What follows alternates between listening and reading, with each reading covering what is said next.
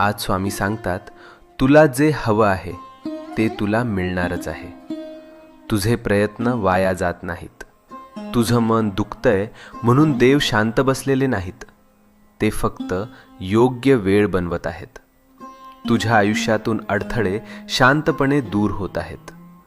तुला दिसत नाहीये, पण परिस्थिती तुझ्या बाजूने फिरते आहे. ज्याला तू डिले समजतोस ते खरं तर प्रोटेक्शन आहे.